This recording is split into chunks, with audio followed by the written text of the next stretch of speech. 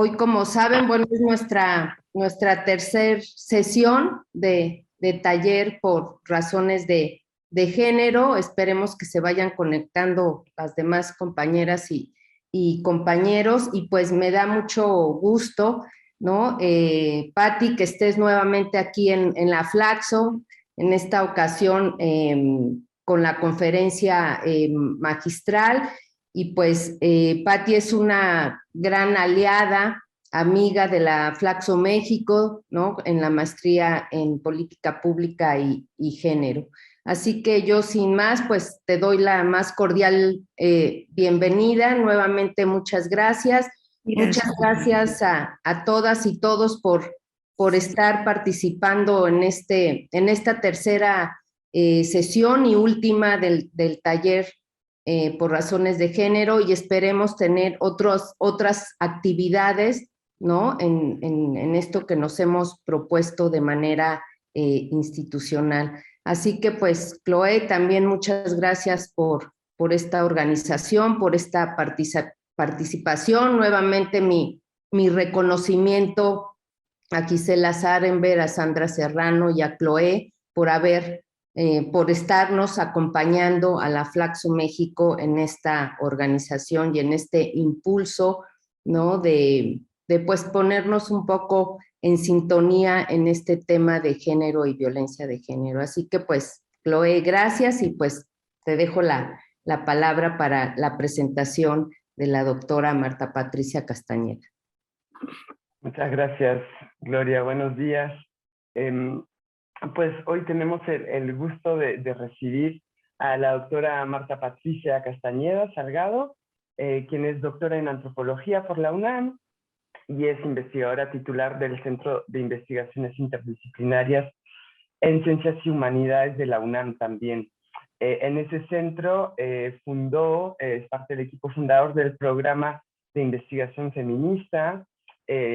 Patti, como ya la conocemos varias personas aquí, es especialista en el estudio de la situación de género de mujeres indígenas y rurales, también en conceptualización de la violencia de género y feminicida, y es estudiosa de las trayectorias de las antropologías feministas en varios países de habla hispana. Actualmente coordina el proyecto colectivo Cartografía de las Antropologías Feministas en México, Centroamérica y el Caribe, y participa en otros proyectos colectivos. Es autora de varios libros de autoría individual o en coordinación, de capítulos de libro, de artículos, etcétera, ¿no? Para no hacer una presentación demasiado larga de esa gran trayectoria, les mencionaría que es integrante de la Red de Ciencia, Tecnología y Género, AC, del Grupo de Trabajo Feminismos, Resistencias y Procesos Emancipatorios, de CLACSO, de la Asociación Mexicana de Estudios Rurales, de la Red Latinoamericana de Antropología Feminista, y también del Colegio de Etnólogos y Antropólogos Sociales AC, el cual presidió durante el periodo 2019-2021, y actualmente funge como vicepresidenta de la Asociación Latinoamericana de Antropología por el periodo 2022. También pues es integrante del SNI en nivel 1. Entonces pues es un gusto recibirte aquí hoy, Patti, y sin más deseo la palabra para esta conferencia. Gracias por estar hoy. Muchísimas gracias, Chloe, Gloria, muchas gracias a todas, a todos por la bienvenida y por invitarme a compartir este espacio con ustedes. Bueno, siento una enorme responsabilidad por esta conversación. En primer lugar porque es la Flaxo y también porque, según me comentó Chloe, es la última conferencia de un ciclo que han tenido para venir trabajando en relación con lo que tiene con la violencia de género en las instituciones de educación superior.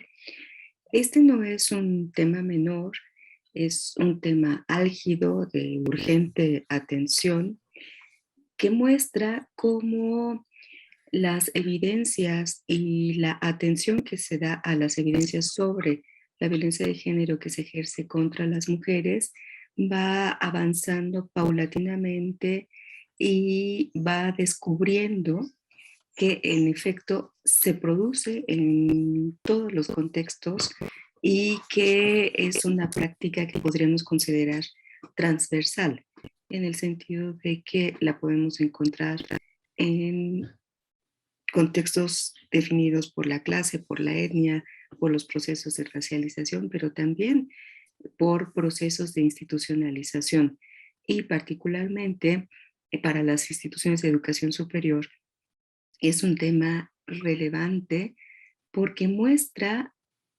no solamente las brechas de desigualdad y los desequilibrios de poder, la inequidad entre quienes conforman las comunidades de estas instituciones, sino que muestra otras sutilezas y unas particularidades de la violencia de género que se ejerce contra las mujeres, que muchas veces pasan desapercibidas y ponen en entredicho un prejuicio social que plantea que las mujeres con alto nivel de escolaridad, con información, son menos susceptibles a recibir violencia o a vivir experiencias de violencia.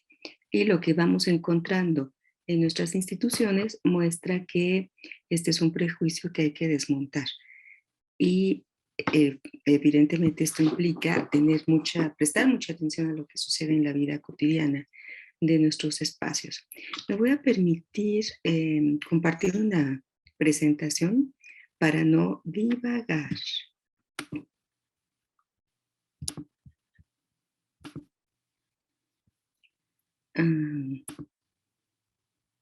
Ok. Entiendo que han tenido ya una serie de conversaciones en relación con la conceptualización de la violencia de género. No me voy a detener demasiado en esto, sí pienso que es un punto de partida importante porque necesitamos distinguir con claridad las definiciones de orden jurídico legislativo de las definiciones de orden más académico y analítico y también traer a la consideración aquellas nociones y concepciones sobre la violencia que circulan como parte del sentido común y que tarde que temprano se entrecruzan con estas otras conceptualizaciones. Claro, ahí me pongo en evidencia como antropóloga, ¿verdad? En que el sentido de las comunidades le da significación a lo que trabajamos desde otros espacios. Bueno, en ese sentido, seguramente ya revisaron en más de una ocasión la definición de violencia que se ha, pues digamos, institucionalizado a través de distintos mecanismos internacionales que habla de la violencia de género como cualquier acción u omisión que daña a una persona en cualquier aspecto vital por razón de su género. Esta definición ha sido utilizada pero al mismo tiempo cuestionada porque coloca en un plano de igualdad a todos los sujetos de género y pareciera indicar que cualquier sujeto de género tiene la misma susceptibilidad o la misma vulnerabilidad a ser objeto de prácticas violentas cuando sabemos que razón de género es una parte del enunciado que quiere apuntar de manera mucho más clara a que las mujeres, en tanto que grupo genérico, son quienes con mayor frecuencia, de manera más aguda y con consecuencias más graves, reciben violencia por esta razón. Entonces, esta es una violencia, esta es una definición, perdón, que inició siendo muy esclarecedora para mostrar esta situación particular de las mujeres, pero que en la medida en que se ha ido haciendo más abstracta, se ha ido neutralizando.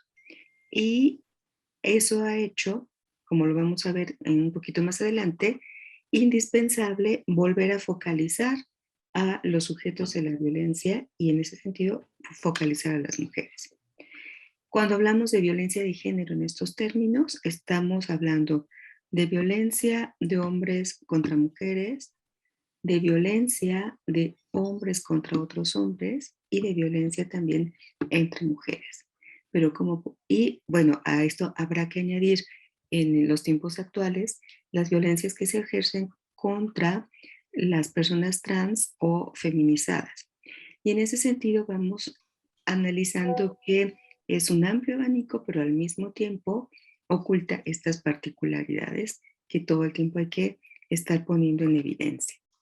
En el plano más jurídico, lo que rige en México es la definición de violencia que se acuñó en la Ley General de Acceso de las Mujeres a una Vida Libre de Violencia del 2007, que en su versión original, la del 2007, definió así la violencia contra las mujeres y como podrán ver, aquí el enunciado de género se dejó a un lado para dar prioridad a el sujeto contra el cual se ejerce la violencia, que son en este caso las mujeres. Entonces habla de cualquier acción o omisión basada en su género que les cause daño o sufrimiento psicológico, físico, patrimonial, económico, sexual o la muerte, tanto en el ámbito privado como en el público. Y con esto intenta hacer una definición comprensiva que dé lugar, como sucedió, a las posibilidades de establecer delitos específicos en relación con cada una de estas prácticas y contempló modalidades y tipos de violencia. En el ámbito familiar, laboral, docente, que es el que nos ocupa particularmente hoy, y en este caso incluye hostigamiento y acoso sexual, violencia en la comunidad, violencia institucional, particularmente la que atañe a los servidores públicos, y violencia feminicida. Y como tipos de violencia contra las mujeres se apuntaron psicológica, física, política, económica y sexual. Bueno, la violencia política se incorporó recientemente, no estaba incluida en la versión de la ley del 2007. Estas son definiciones y tipificaciones que atañen a la ley, pero que han trasminado al ámbito académico y muchas veces se las retoma como definiciones de orden más teórico conceptual. Me parece que esto no es incorrecto siempre y cuando se haga con toda claridad la explicitación de el uso que se le da a estas definiciones para fines analíticos y no para el establecimiento de causales, que eso es muy importante porque es hacia donde se orienta esta definición en este marco. Y bueno, tenemos esta reelaboración del concepto para hablar de violencia por razones de género contra las mujeres en este esfuerzo por hacer explícita esta relación entre sujetos, una acción específica que es la violencia en sus múltiples manifestaciones y una condición sexogenérica también delimitada.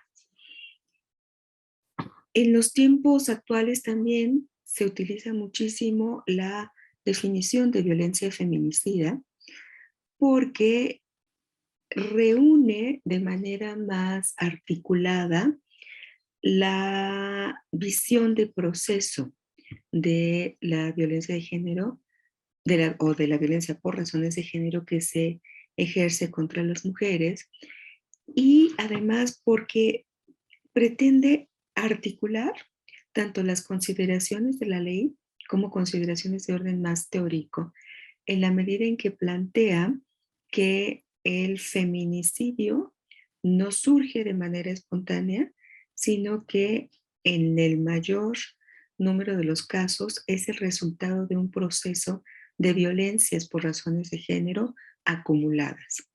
Sobre todo si vemos las estadísticas en donde aproximadamente el 60% de las mujeres víctimas de feminicidio lo fueron a manos de hombres en su mayoría que tenían un vínculo cercano con ellas, es que logramos ver esta articulación a través de este concepto de violencia, y aquí el énfasis está puesto en el proceso.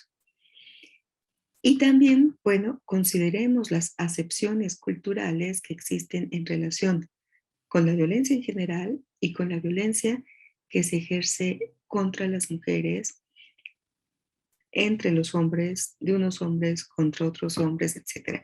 En general, en toda esta violencia que está atravesada por distintas condiciones de género, o dicho de otra forma, que se ejerce contra distintos sujetos de género. Y aquí es en donde tenemos un verdadero nudo por resolver, porque desde estas acepciones, la violencia suele presentarse como una práctica humana casi indiscutible. Y estoy hablando de una acepción del sentido común, no de la posición que podamos tener frente a esa acepción.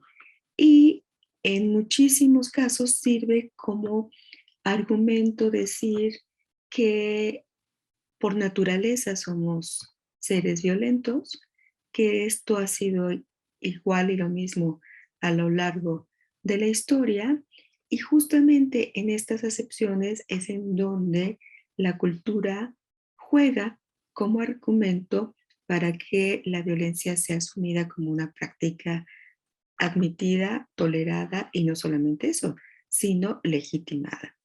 Desde los procesos educativos en casa, con el grito, la amonestación hacia niñas, niños, etcétera, hasta sus expresiones más agudas.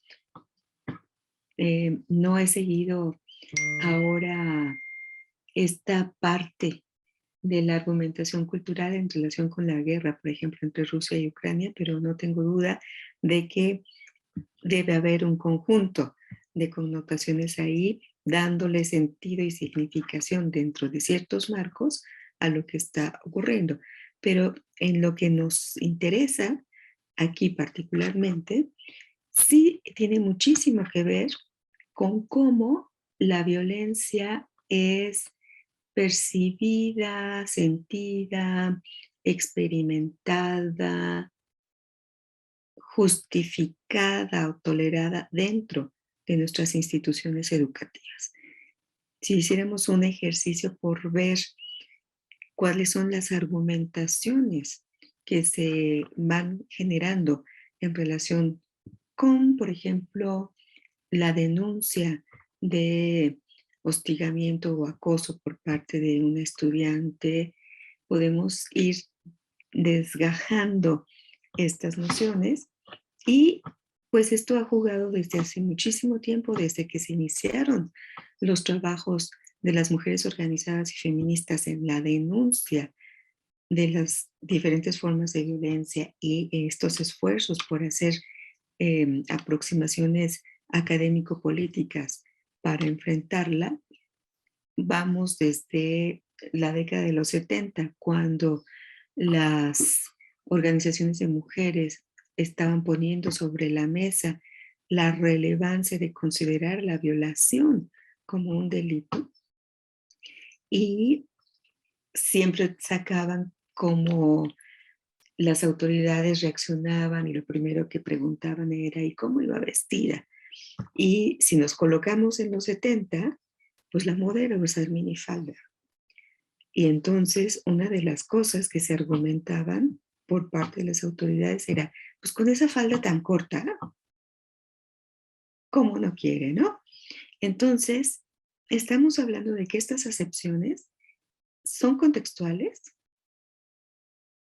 están presentes en el sentido común y se utilizan como contrapeso constante frente a la necesidad de reconocer estas formas de violencia para erradicarlas. Por eso me parece importante traerlas a colación, porque no nos basta con las definiciones políticas, académicas o jurídicas, sino que necesitamos también asomarnos a la cultura para poder tener una mejor aproximación a medidas de atención, pero sobre todo de prevención de la violencia contra las mujeres. ¿Qué sucede en las universidades o en las instituciones de educación superior en general? Hasta hace muy poco tiempo era un problema soterrado que era parte de lo que todo el mundo sabía, pero muy poca gente hablaba. Durante muchas décadas se supo en todas las instituciones de educación superior de profesores que solicitaban favores sexuales a estudiantes para favorecer en las calificaciones, en fin. Esto no es un problema nuevo. Lo que tenemos en lo que va del siglo XXI es una puesta en evidencia cada vez más fuerte y más clara de las distintas formas de violencia que ocurren dentro de las instituciones de educación superior. Y aquí estamos hablando no solamente de acoso y hostigamiento sexual, estamos hablando también de acoso y hostigamiento laboral, estamos hablando de ciertas formas de bullying, estamos hablando de lo que muchas estudiantes han estado denunciando en los últimos años, que podemos reconocer como violencia epistémica, en el sentido de no presentar autoras mujeres, presentarlas como autoras de segundo orden, centrarse solamente en los clásicos, en los padres de las disciplinas, en los representantes de los paradigmas, ignorando la producción teórica y científica de las mujeres, aun cuando estén alineadas con esos paradigmas, pero se las deja de lado o, insisto, se las toma como literatura de segundo orden. Se prioriza la relación o la asignación de becarias, becarios, tesistas a profesores en contra de, no en contra, sino en desproporción con lo que se hace en relación con las profesoras. También, bueno, muchas prácticas en el aula han sido denunciadas y cuestionadas, como a quién se le da la palabra, a quién se le reconoce autoridad dentro del aula, en fin, todo eso agrupado, englobado en el término de violencia epistémica ha sido parte también de ir enunciando estas expresiones y al mismo tiempo ir desmontando los argumentos culturales que están detrás de ellas.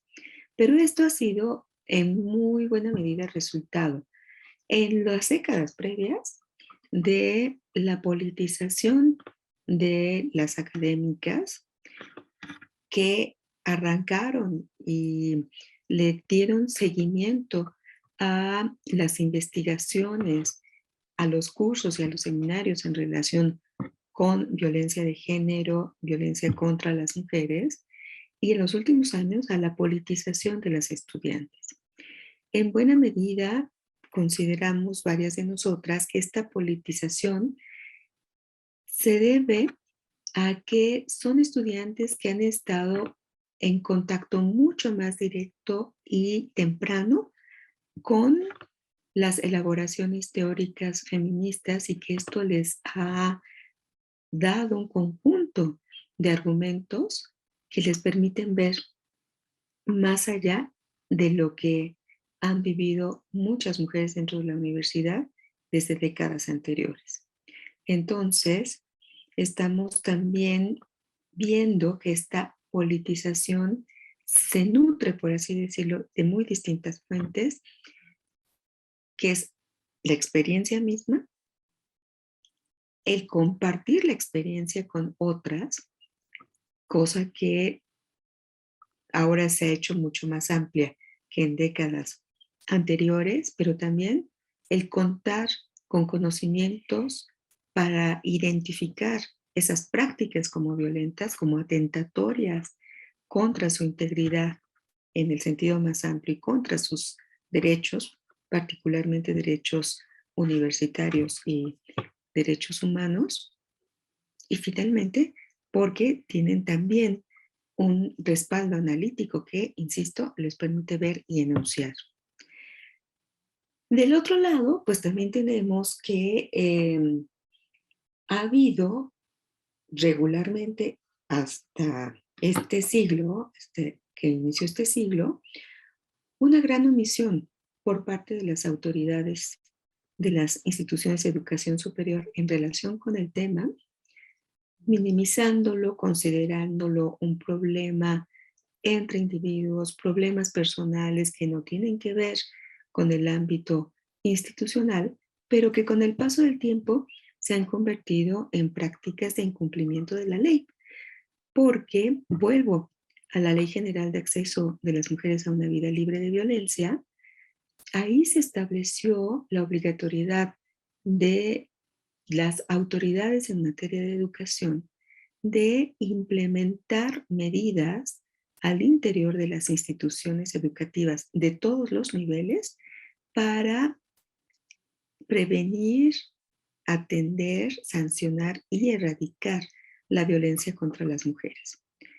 En un tiempo relativamente corto, esto se ha formalizado en instrumentos, en normativas, etcétera, y ahora nuestras instituciones tienen que ir corriendo para cumplir con la norma después de que lo hicieron a un lado durante un buen rato. Como les decía, sigue habiendo esta tendencia a tratar la violencia de género contra las mujeres como un asunto privado, y más aún si nos colocamos en el contexto de la violencia de género, cuando es una violencia contra hombres, de hombres contra hombres, o cuando existen prácticas de hostigamiento de profesoras hacia estudiantes varones. Entonces, vamos viendo también cómo la connotación de lo privado está permanentemente atravesada por connotaciones de género.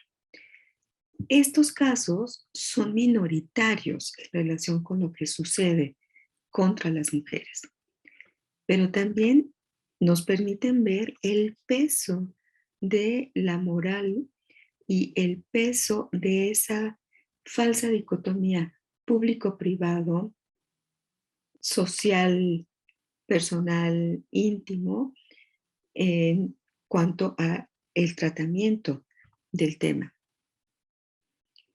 Ahora, ya no estamos hablando dentro de las instituciones de educación superior solamente de estas prácticas más comunes de acoso, hostigamiento, sino que cada vez más tenemos noticias y tenemos datos respecto a violencia feminicida que se ha ejercido dentro de las instituciones de educación superior.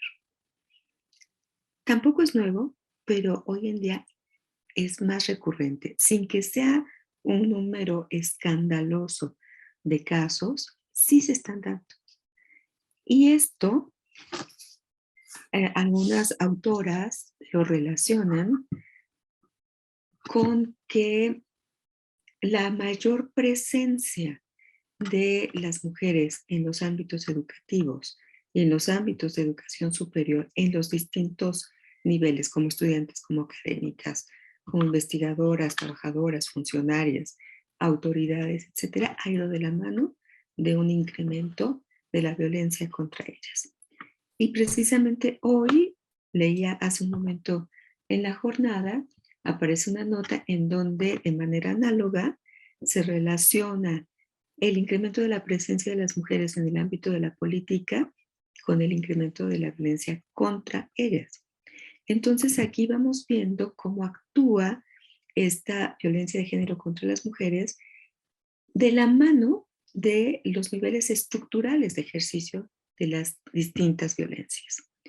Y aquí toman sentido entonces nociones como articulación, intersección, vinculación entre violencias, de tal manera que se refuerzan y no se explican por sí solas sino por la concurrencia de varias de ellas.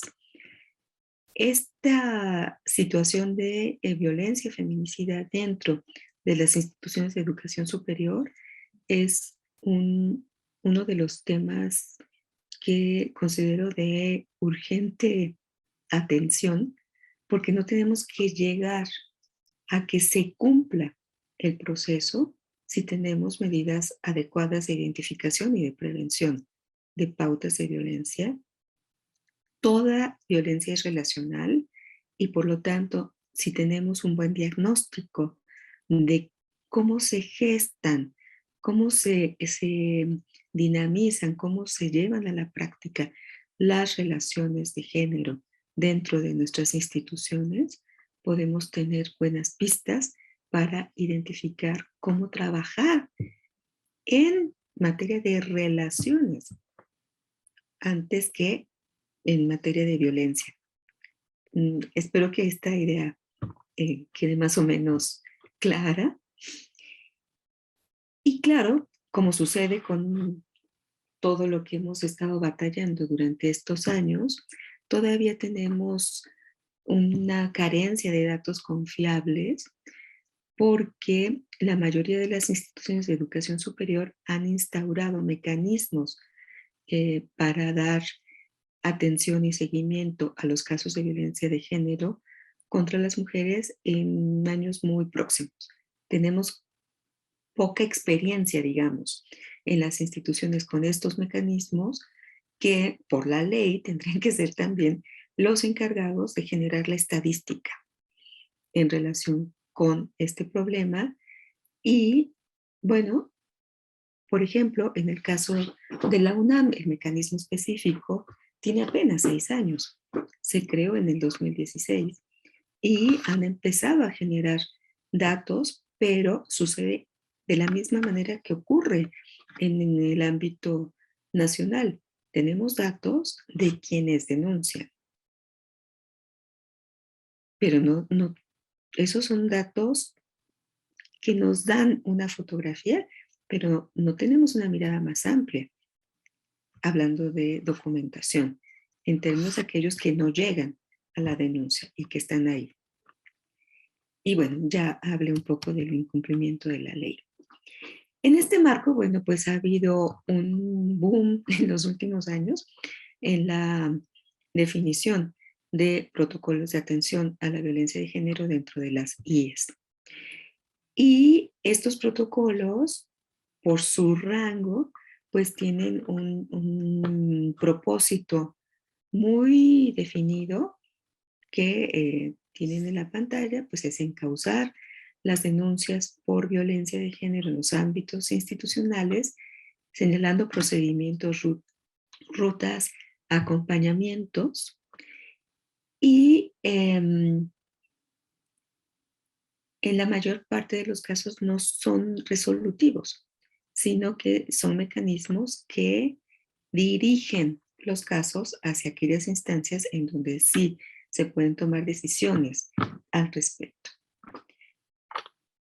Y vuelvo a insistir, esto es en respuesta a un mandato de la ley. Pero ¿qué esperaríamos de los protocolos? No sé cómo voy de tiempo. Creo que estoy a punto de pasarme, pero me daré prisa. ¿Qué Hay esperaríamos? tiempo todavía, no te preocupes. Gracias. Es que quiero quitarles, perdón, no logro. A ver, tengo aquí un problema, pero no se preocupen, nada que ver. ¿Qué esperaríamos de los protocolos? Que fueran diseñados de manera participativa, ¿sí? Intrainstitucional e interdisciplinaria. ¿Por qué? Porque con la corta experiencia que tenemos, hemos visto que aquellos protocolos que se han diseñado de manera vertical no han pasado por los procesos previos de diagnóstico.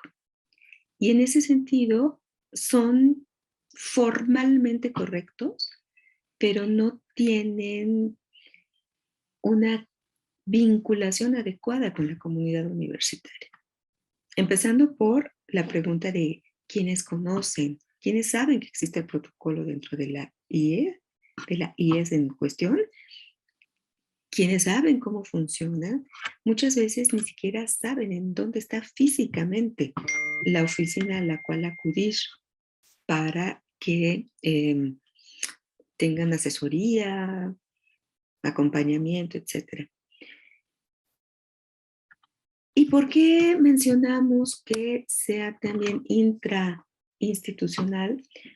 Porque tampoco son exitosos cuando solamente se hacen desde las instancias jurídicas de la institución, porque entonces el sesgo queda orientado hacia lo punitivo y el protocolo puede ir un poco más allá de dirigir una sanción, puede ser muy importante para trabajar con las relaciones al interior de la institución. Y también tiene que ser interdisciplinaria esta definición, este diseño, porque la violencia que se ejerce contra las mujeres por razones de género no afecta una sola dimensión de la vida.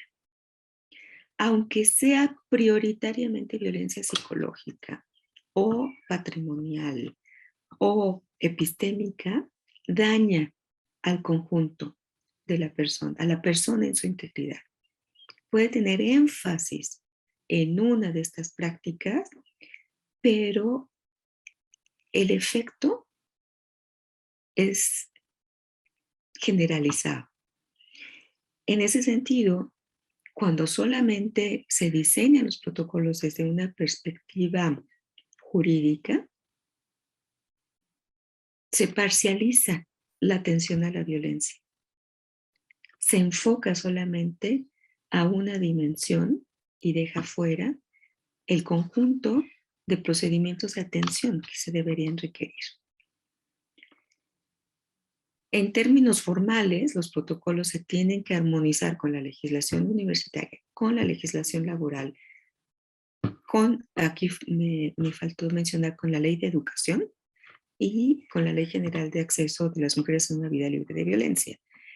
En un sentido más amplio, lo deseable es que también se vinculen con la Ley de Igualdad y la Ley de No Discriminación. Entonces, también aquí tenemos un enfoque que es más integral si armonizamos los protocolos con todas estas otras instancias. Pero quizás el problema más importante a resolver sea el de la formación y capacitación del personal que esté encargado de poner en práctica el protocolo. Aunque tenga deficiencias, insuficiencias, si hay un personal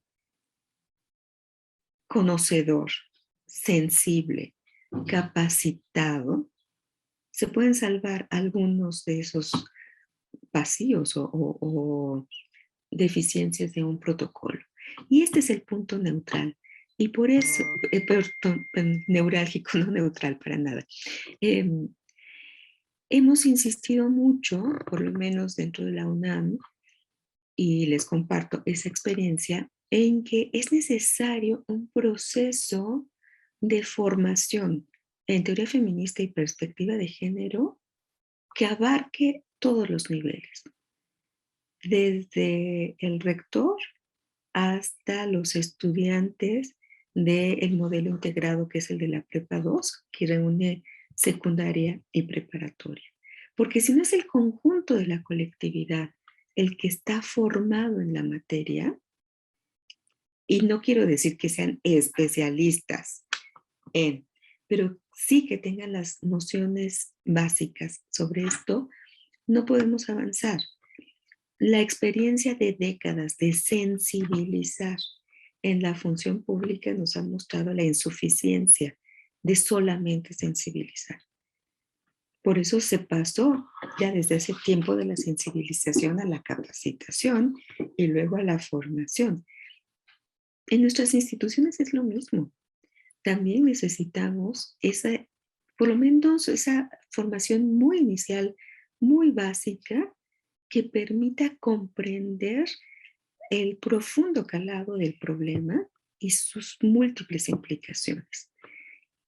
Más aún cuando se trata del personal que va a estar encargado de poner la cara, como dicen las estudiantes, de poner el cuerpo para atender a quienes lleguen, desde a pedir asesoría hasta querer denunciar un caso de violencia.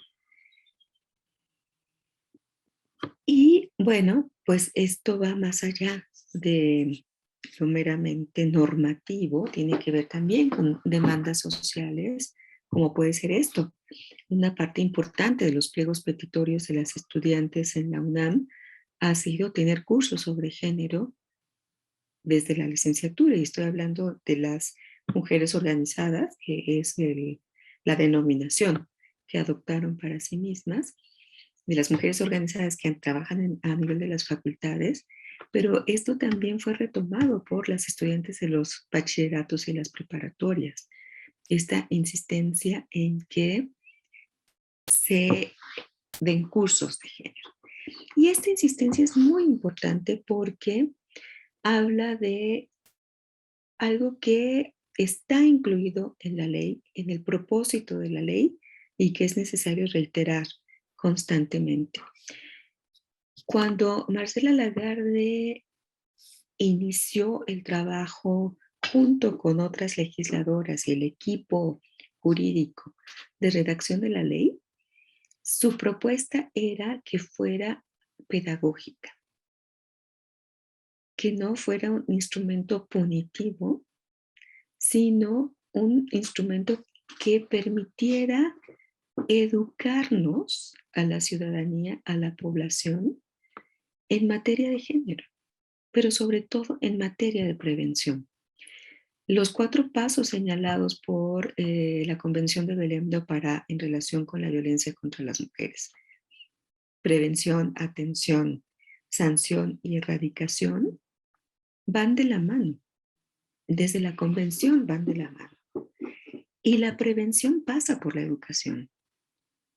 La prevención no se ciñe a campañas informativas, a decir dónde está el teléfono de emergencia, que existe el protocolo, que existe la oficina.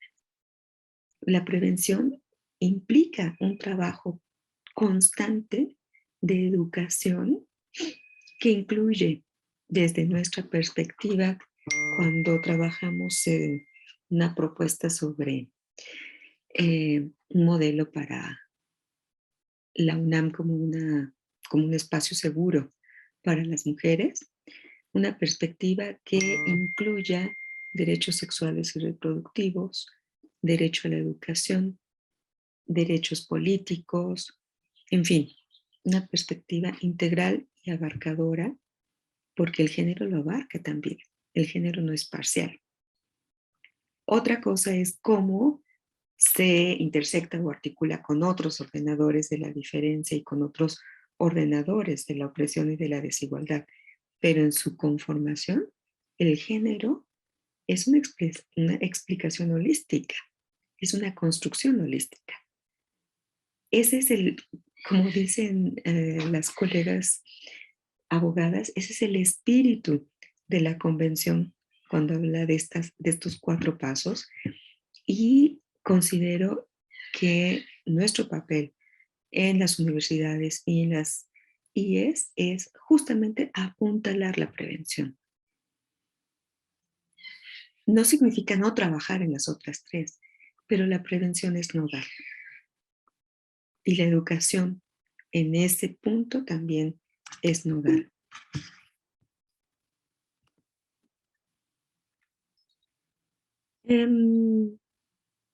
Bueno, justo en es a lo que me estoy refiriendo en este momento. Podemos tener mayores posibilidades de incidencia y de modificación del estado de cosas si abordamos el problema de una manera compleja, multidisciplinaria, si el eje jurídico se acompaña de acciones de otro orden,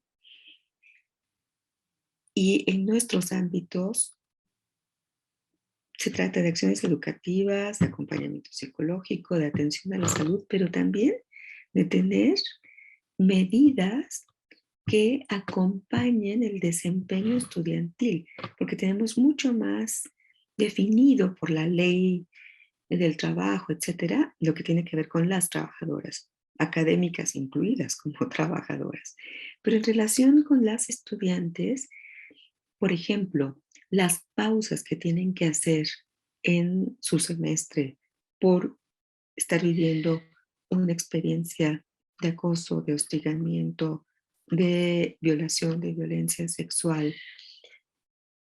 no tienen un respaldo institucional.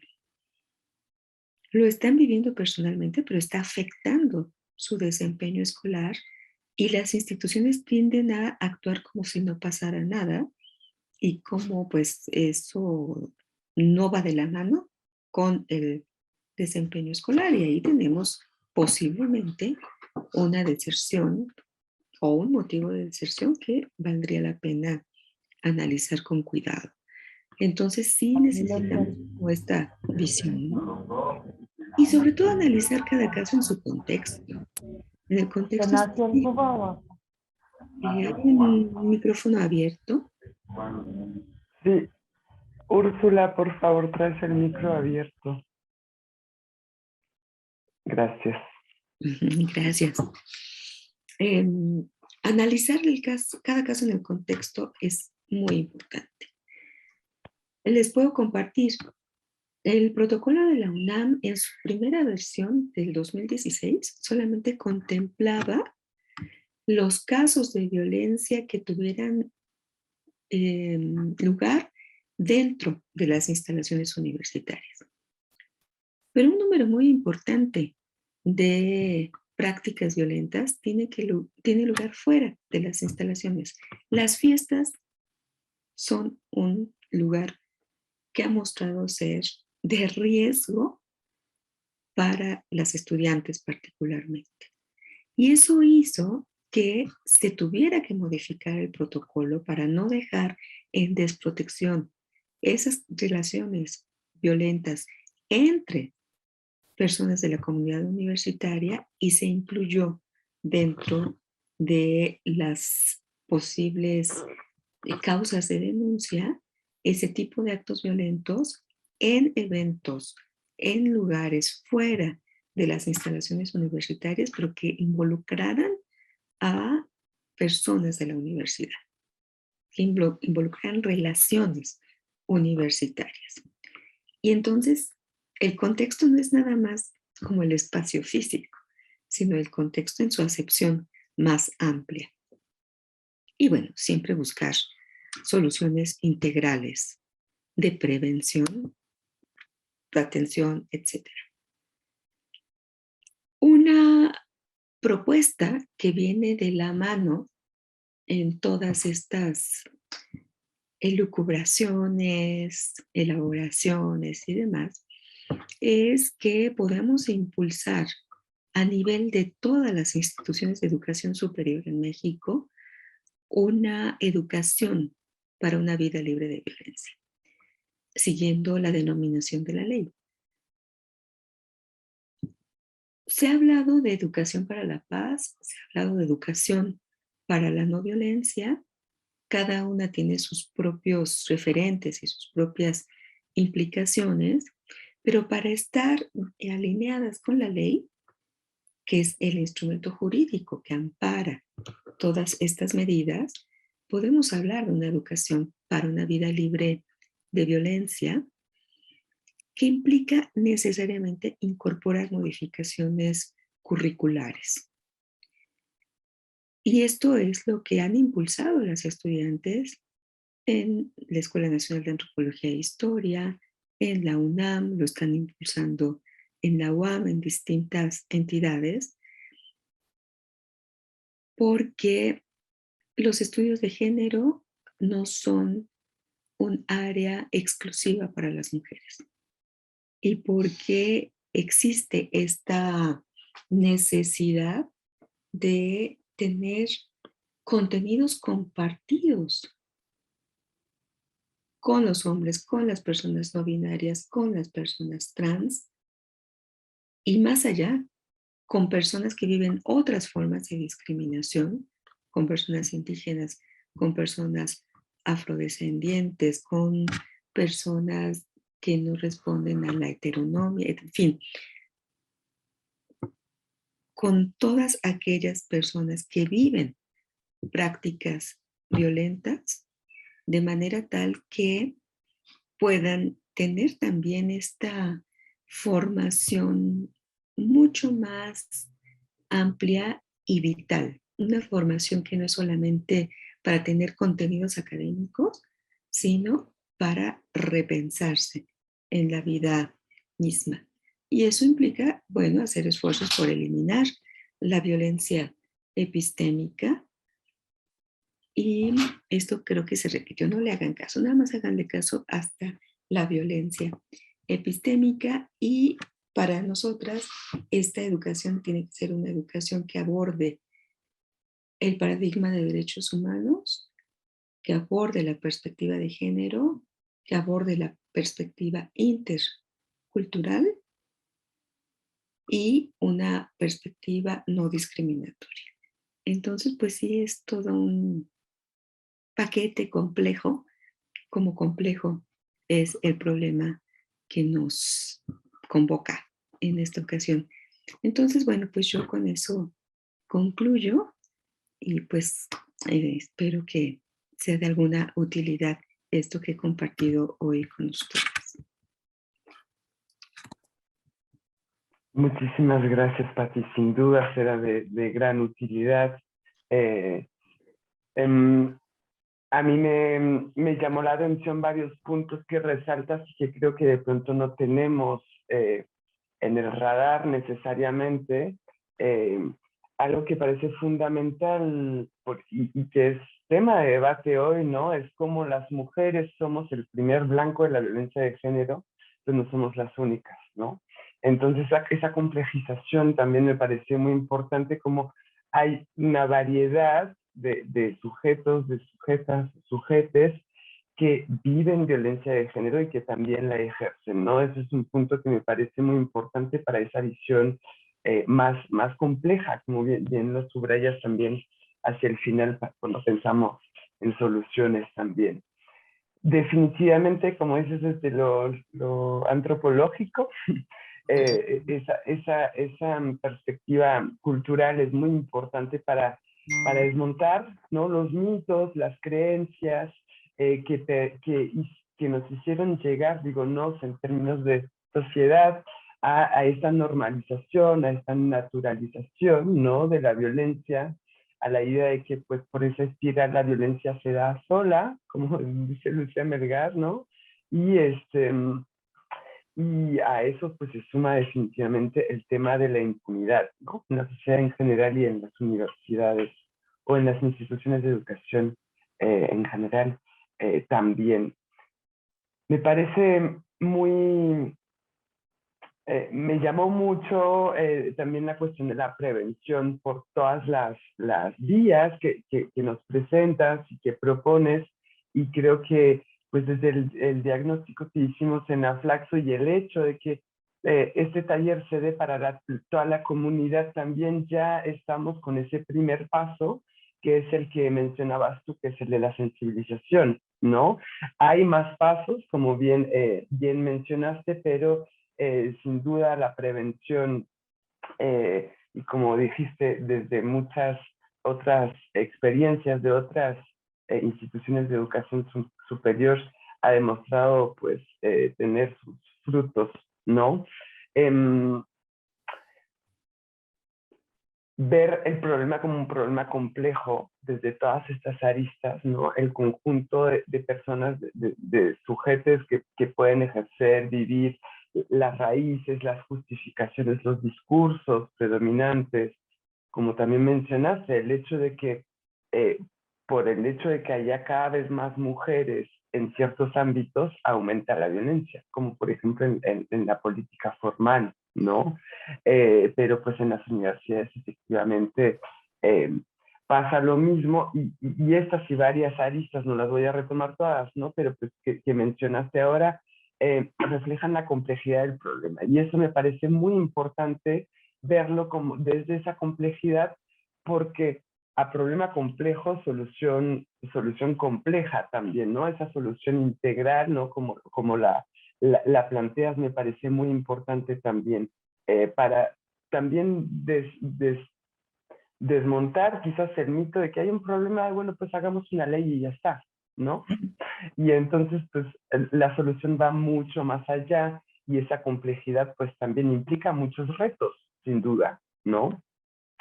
Y pues finalmente, cuando hablas de la erradicación de la violencia epistémica, desde el inicio de este taller es algo que, un tema que ha salido, ¿no? Algo que se ha conversado, se ha compartido, ¿no? Como compañeras, compañeros reconocen que pues de pronto en el programa hay puros autores hombres, ¿no? Y que pues también el estudiantado muchas veces no lo cuestiona, ¿no? Entonces es algo que está pues haciendo su camino para algunos cambios, ¿no?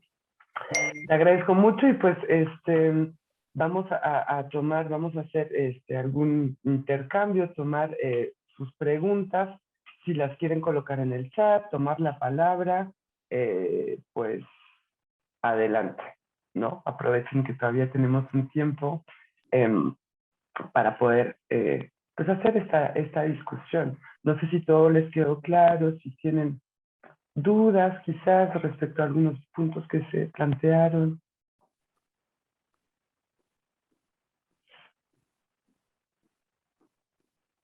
Todo fuiste muy clara. Qué susto. Sí, Hugo. Hugo levantó la mano, creo. Hugo Luna. Hola, buenos días. Soy Hugo Luna. Yo tengo una pregunta que me surge respecto a la experiencia en otra comunidad educativa de educación superior, en donde se han presentado, si bien como usted dice, no muchos casos de violencia feminicida, sí hay 6 casos en los últimos 7 años, y la comunidad, particularmente la comunidad estudiantil, ha sido muy sensible en el acompañamiento para tratar de buscar reparación y justicia de este tipo de violencia. Pero pareciera que a veces las instituciones son mucho más cautas para involucrarse en este tipo de procesos, y regularmente las comunidades pues se los echan a la cara, ¿no? Les dicen, oigan, debiesen de acompañar más, de apoyar más, de poner algunos recursos institucionales en función de tratar de solucionar y prevenir estos asuntos, no solamente al interior. Y ahora que usted lo comentaba, que los protocolos tendrían que también considerar estas extramuros de las instituciones de educación superior, quisiera preguntar sobre su opinión respecto a esta exigencia particular de algunas colectivas para que las instituciones acompañen jurídicamente estos casos en particular. E insisto, es otra institución con otras características, pero las comunidades se comportan de manera similar desde mi perspectiva. Las comunidades de las colectivas siempre se acompañan, se acuerpan, se ayudan. Gracias, Hugo. Perdón, adelante, Patricia. Sí, yo estoy de acuerdo con que las autoridades, el andamiaje institucional se adecue también a esas demandas y procure acompañamiento, asesoría a quienes dentro de su comunidad, dentro de la propia comunidad universitaria, tengan que enfrentar esos procesos. Eso sí implica en muchos casos una suerte de reingeniería institucional para el caso, pero me parece que es parte de la responsabilidad institucional y es parte de lo que configura aquello que a veces llamamos eufemísticamente comunidad, comunidad de donde sea, ¿no? De la Flaxo, de la UNAM, de la Universidad de San Luis, qué sé yo, para darle contenido, para que realmente eso funcione como un mecanismo bien engranado. Hay aspectos formales que a veces dificultan esos acompañamientos o esa presencia institucional y que tienen que ver con cómo se judicializan los casos. Pero no todos esos obstáculos son insalvables. Sí hay posibilidades muchas veces de encontrar la fisura a través de la cual la institución pueda dar acompañamiento.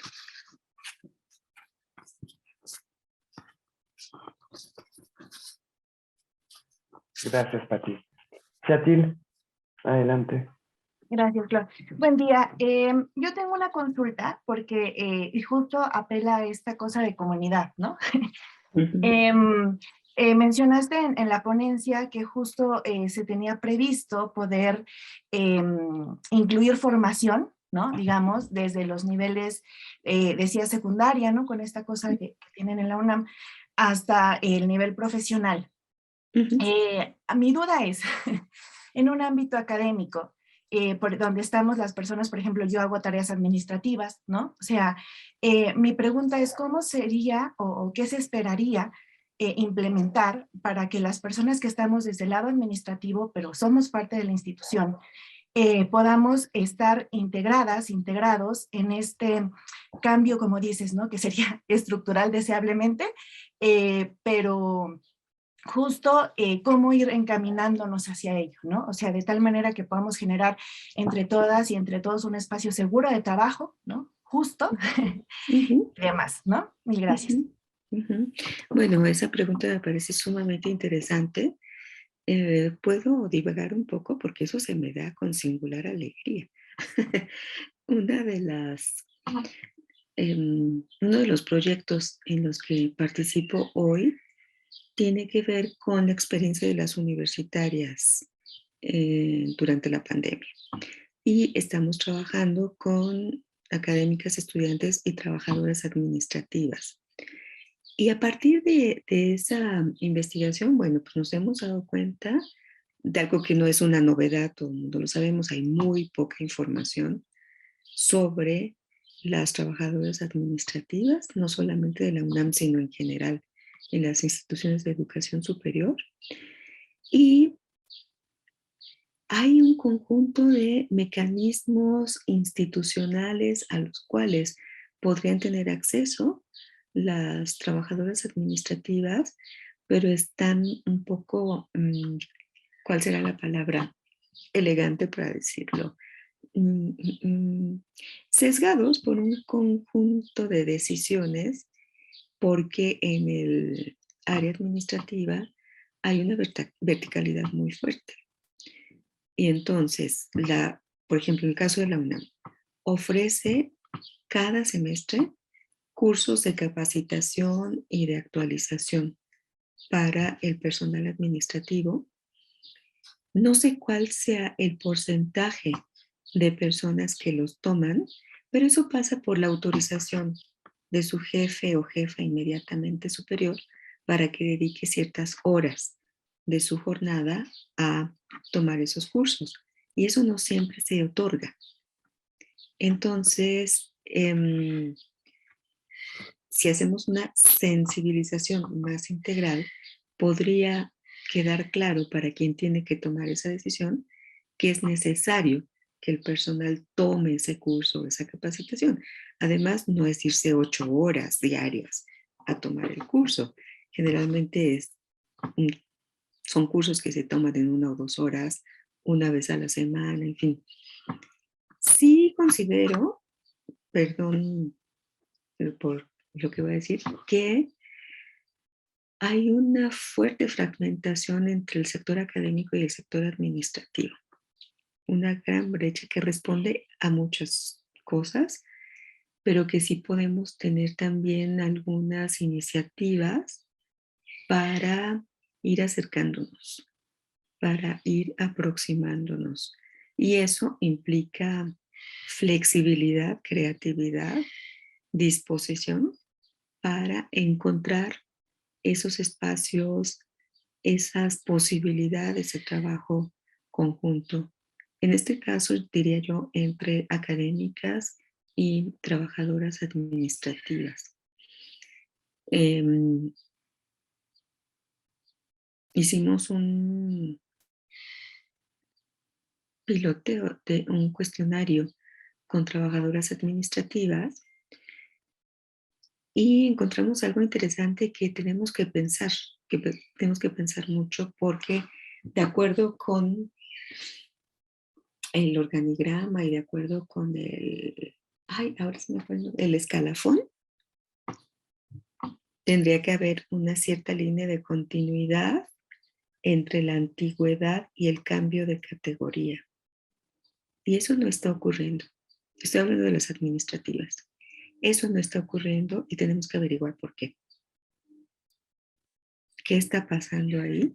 Y mucho me temo que en buena medida tiene que ver con que les puntean y les califican los cursos. Y si no los pueden tomar, pierden ese puntaje para ir avanzando en el escalafón.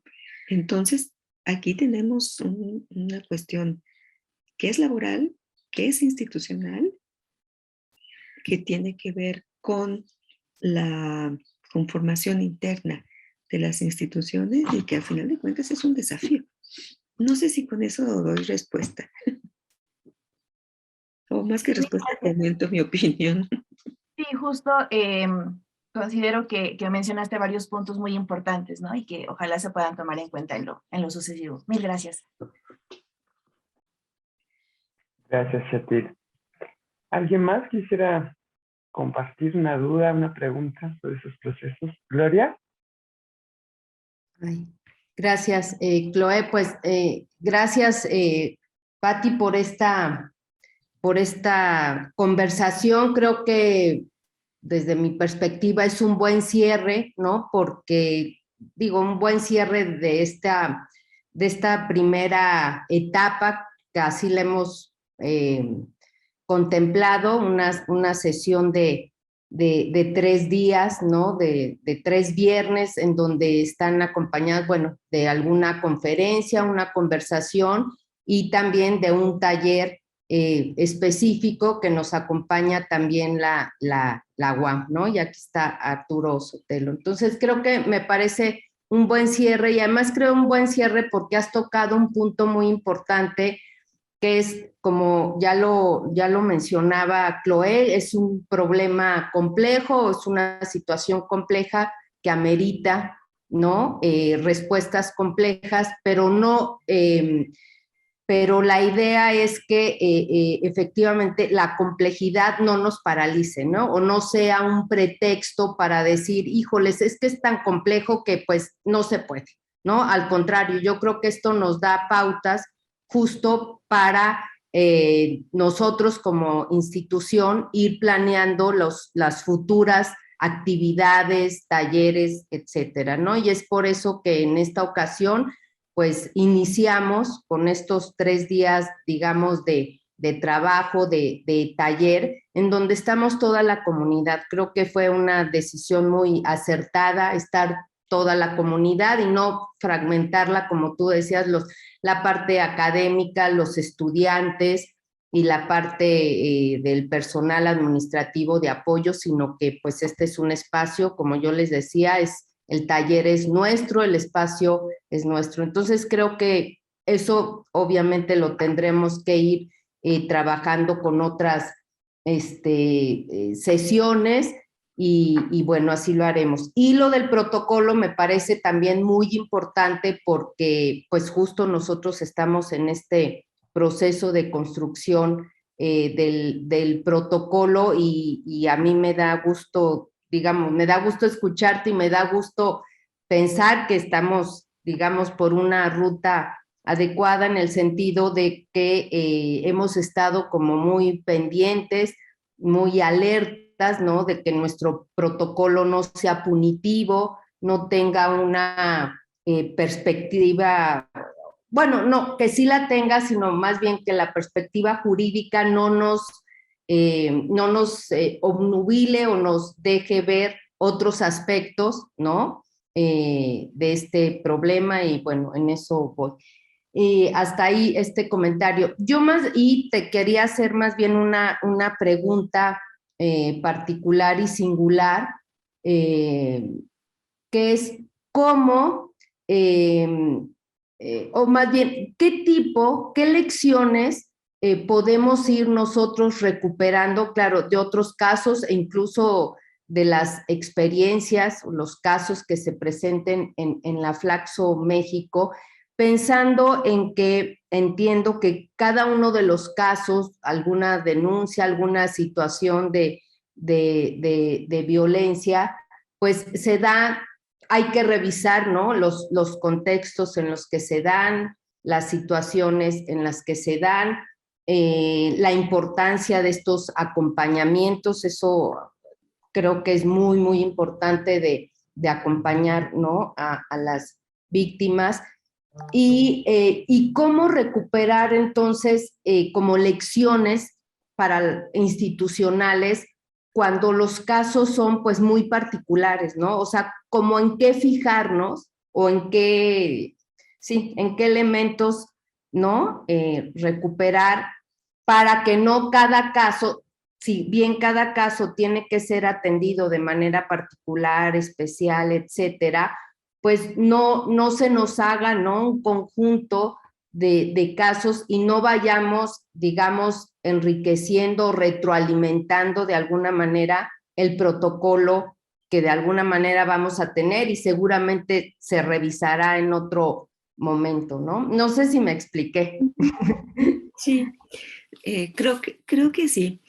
Y, bueno, si pienso en la propia experiencia del protocolo de la UNAM,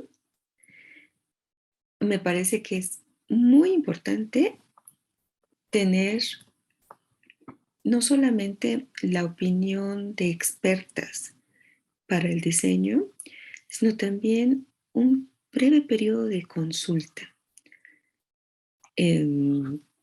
No sé, con una muestra representativa de quienes participan en la institución, en fin, antes de establecerlo de manera definitiva, porque cuando alguien lo lee desde su propia experiencia, puede encontrar aspectos que no han sido contemplados.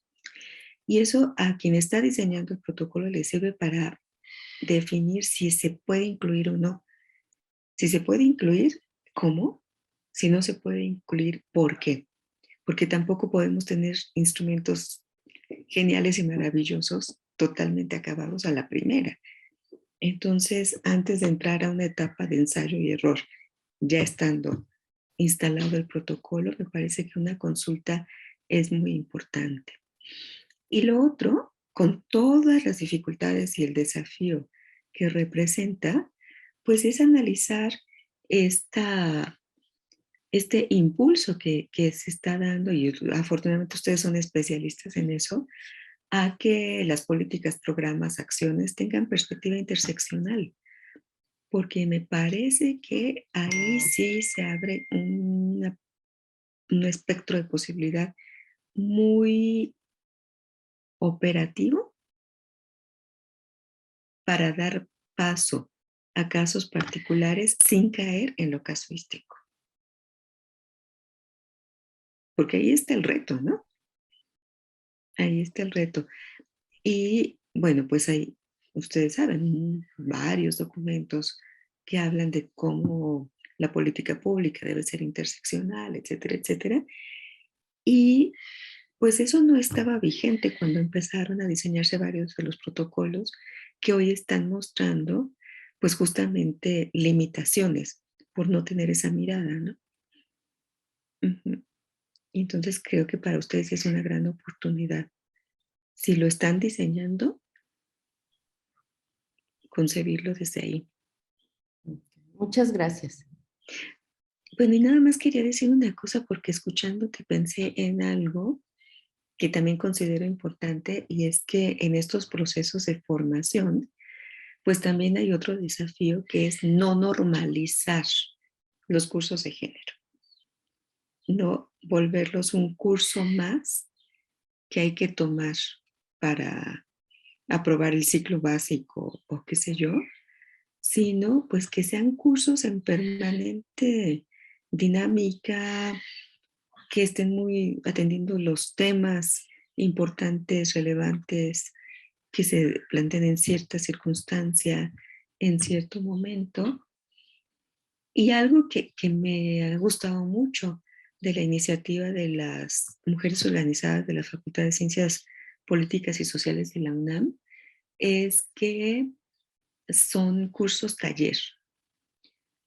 Y el taller te abre muchas posibilidades justamente para escapar de la normalización. Porque no queremos que todo el mundo recite de memoria las definiciones de género. Exacto, ¿No? sí. Gracias. Sí, en eco a tu respuesta también, este proceso participativo es algo sobre el que pusimos mucha énfasis desde el inicio hasta antes de que sacáramos la encuesta para elaborar el diagnóstico. Nos reunimos Gisela Sarenberg, Sandra Serrano y yo con las representaciones de cada sector, ¿no? De personal, de estudiantes y de profes investigadores e investigadoras, para justamente pues comentarles sobre la encuesta que se iba a aplicar, pero luego decirles que el protocolo iba a tomar tiempo, ¿no? Que es una construcción, pues, y que se iba a hacer después del diagnóstico, etcétera, etcétera, entonces, que iba a tomar tiempo y que pues iba a pasar por ese intercambio de alguna manera, ¿no? Entonces digo, pues escuchándote, digo, pues algo hicimos bien de esta manera, pues son pendientes porque el protocolo todavía no lo tenemos, pero sí es algo que tenemos muy claro. La representación actual de la comunidad estudiantil también lo tiene muy en la mira, ¿no? Entonces, pues definitivamente es algo que está aquí, eso que tenemos desde esa claridad y desde esa idea de diálogo también entre toda la comunidad, ¿no? ¿Alguien más tiene, perdón, ¿alguien más tiene alguna duda, pregunta? Todavía tenemos unos minutos.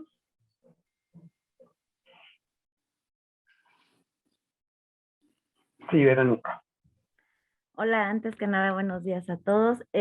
Justo un poco siguiendo el comentario de mi compañera Shatil, me parece que es bien importante darnos cuenta que dentro de de la comunidad pareciera que existen muchas otras comunidades, ¿no? Es decir, que los problemas que tienen quizá los académicos no son los mismos que tenemos los administrativos, no son los mismos que tienen lo que tienen las y los estudiantes. Y en ese sentido, me parece que si nos vamos de lo general a lo particular, también nos damos cuenta que pareciera que los problemas que tenemos las mujeres no son los mismos problemas que tienen los hombres. Es decir, pareciera que se polarizan y que se entiende que el tema de la violencia de género contra las mujeres es un tema solo de las mujeres, ¿no? Entonces, me parece importante que en esta idea de estos protocolos o esta capacitación se visibilice más o sea más espacios también para que los hombres puedan hablar, ¿no? Desde esta idea de cómo ahora se están reconstruyendo unas nuevas masculinidades, ¿no? Donde los hombres pareciera que no son como estos, los que son señalados, ¿no? Sino que también tienen preocupaciones. Incluso tampoco creo que también están pasando por un momento de que no saben ni siquiera ya cómo relacionarse con nosotras, ¿no? Es decir, pareciera que tienen, no sé, en algunos casos, ciertos estigmas, ¿no? De que deben de, si somos mujeres y nos enfrentamos a ciertas relaciones con ellos, tienen que aguantar porque si no están cometiendo actos de violencia de género. Es decir, como que mostrar espacios donde también los hombres sean puestos en la mesa sus preocupaciones y atenderlas, ¿no? No sé qué opines en este sentido. Ujú. Pienso que sí son diferentes los problemas de las mujeres y de los hombres, y que sí son diferentes las violencias que se ejercen contra las mujeres y las que se ejercen contra los hombres y entre los hombres. Ahora, eso no quiere decir que no tengamos que reflexionar como sociedad en relación con esas diferencias, esas intensidades, esas manifestaciones. La violencia generalmente es relacional. Digo generalmente porque también puedes ejercer violencia contra ti misma, ¿no? Contra tu propio cuerpo, pero lo que tenemos como un problema social es una violencia relacional, con distintos actores, con distintos sujetos, con distintas marcas. Pero cuando estamos hablando de violencia de género contra las mujeres, sí estamos hablando de un conjunto de especificidades. Para una educación, o en términos de una educación para una vida libre de violencia, por supuesto que necesitamos ese diálogo. Bueno, no sé si diálogo, pero sí necesitamos converger de alguna manera mujeres, hombres, personas de las diversidades sexogenéricas para poder entender de manera conjunta dónde están los nudos de las distintas formas de violencia y ver cómo podemos empezar a caminar como sociedad en relación con esos nudos.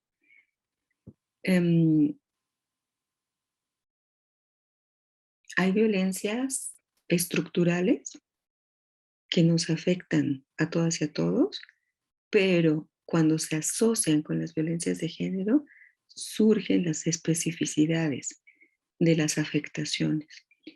Y eso hay que trabajarlo mucho. Ha habido varios ejercicios, varios programas para trabajar entre hombres en relación con sus propias violencias, con sus propias formas de relacionarse, y me parece que esos procesos son indispensables porque no queremos generar nuevas formas de culpa, sino más bien nuevas formas de conciencia. Y yo creo que ahí está un punto clave, trabajar a veces de manera paralela, a veces encontrándonos en relación con esa conciencia, en relación, focalizada en la violencia de género y particularmente la violencia de género contra las mujeres, me parece que es un punto neurálgico para poder avanzar. Un poco lo veo por ahí, Verónica. Gracias, sí. O Gracias. sea, el problema no es de buena onda, el problema es de conciencia. Y de hecho ese es un tema también que formó parte de un paquete de solicitudes, de peticiones, digamos, también de del cuerpo estudiantil que fueron presentadas en la última sesión del Consejo Académico, ¿no? El trabajar sobre, por ejemplo, el tema de masculinidades. Me parece bien interesante el que subrayes que no se trata de fomentar nuevas culpas, ¿no? Así como no se trata de ser punitivas, sino pues nuevas conciencias. Es un enfoque que me llamó mucho la atención cómo lo planteaste y me parece bien importante, bien interesante. ¿Alguna última intervención quizás?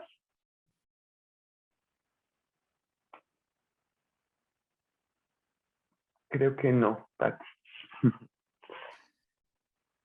Pues nada, con esto vamos a cerrar entonces esta primera parte del taller de hoy. Te agradecemos mucho la disposición para compartir con toda la comunidad Flaxo para este taller, el poder, el haber podido aterrizar de manera, siento, muy clara, muy accesible, pues lo que es la particularidad de esta temática en el ámbito universitario, ¿no? Con toda la complejidad y los retos que nos implica, ¿no? Gloria, te cedo la palabra si quieres para cerrar este ciclo. No, pues con esto yo no tendría, ¿no?, más comentarios, sino nuevamente agradecer nuevamente a toda la comunidad por su disposición de estar en estas sesiones. Efectivamente, creo que escucharte, ¿no?, con un lenguaje muy claro, muy directo, nos dejas, pues, en la agenda, digamos, institucional, algunos puntos que seguramente los estaremos revisando, y me parece también muy importante, me gustó mucho esto de la idea no es generar nuevas culpas, ¿no?, sino cómo generar espacios libres de violencia, y pues tiene que ver con trabajar la violencia de género contra las mujeres, pero también ver esta parte de los hombres y sobre todo pues en las relaciones hombres-mujeres, ¿no? Creo que eso me parece muy importante y seguramente pues estaremos buscando, digamos, alternativas, ¿no? Tipo talleres, creo que los talleres sí son muy útiles, ¿no? Nos hacen pensar a cada uno y cada uno de nosotros, pues situaciones también muy particulares que cada quien vive en sus ámbitos, ¿no?, familiares, en sus distintas relaciones, y creo que eso es muy importante. Es un proceso, digamos, en el tiempo largo, pero creo que el conocimiento, como tú dices, no es de buena onda, ¿no?, sino tener pues cada una de nosotros y nosotros el conocimiento de esta situación compleja, es muy importante, ¿no? Bueno, nosotros como comunidad institucional, pues el conocimiento tiene un lugar central en nuestras actividades, y creo que es un conocimiento, es una ruta, digamos, seguramente muy productiva, y aunque sea a lo mejor un poco larga, ¿no?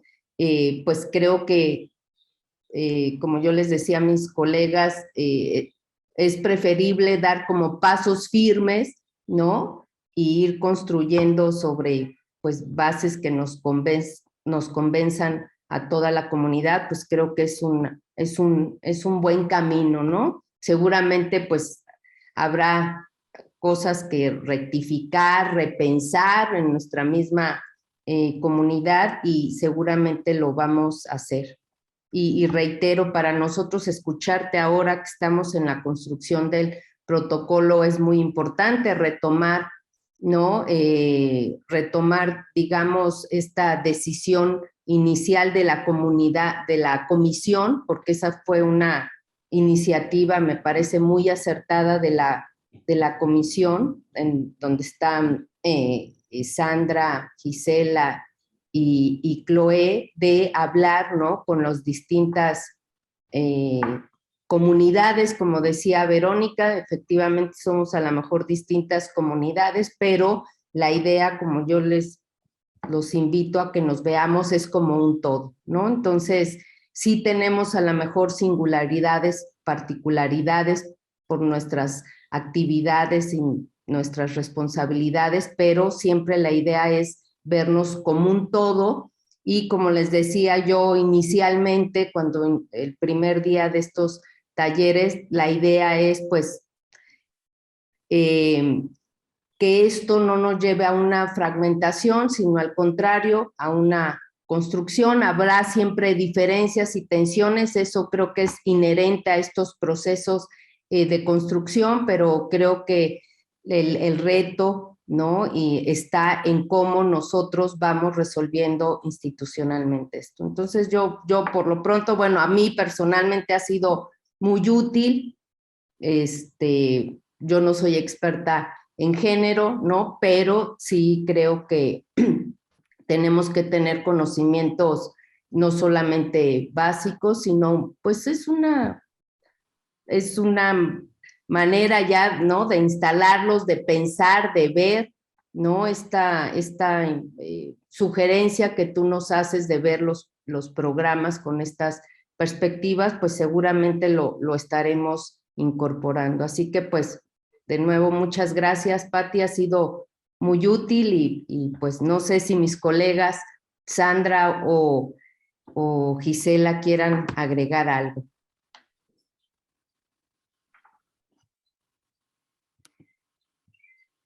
Sería todo.